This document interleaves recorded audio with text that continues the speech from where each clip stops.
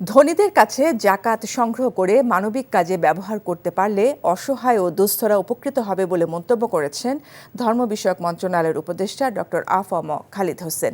দুপুরে রাজধানীর আগারগাঁওয়ে সমাজ কল্যাণ অধিদপ্তরে অসহায় দুস্থদের কল্যাণে জাকাতের গুরুত্ব শীর্ষক আলোচনায় তিনি একথা বলেন। দেশের অধিকাংশ ধনী ব্যক্তি জাকাতের ব্যাপারে উদাসীন বলেও মন্তব্য করেন তিনি। এজন্য ইসলামী মূল্যবোধ ছড়িয়ে দিয়ে জাকাত প্রদানের বিষয়ে সামাজিক সচেতনতা তৈরিতে সবাইকে এগিয়ে আসার আহ্বান জানান তিনি।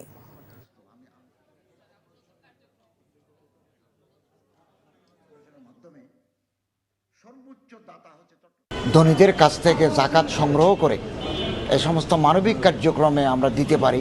বিশেষ করে দুস্থ অসহায় রোগীদের কল্যাণার্থে যদি আমরা ব্যয় করতে পারি তাহলে এটা বিরাট মানবিক কার্যক্রম হিসেবে চিহ্নিত হয়েছে এবং it will B a remarkable event হবে এটা। এই ঈদে জামা জুতো অ্যাক্সেসরিজের ডিসকাউন্ট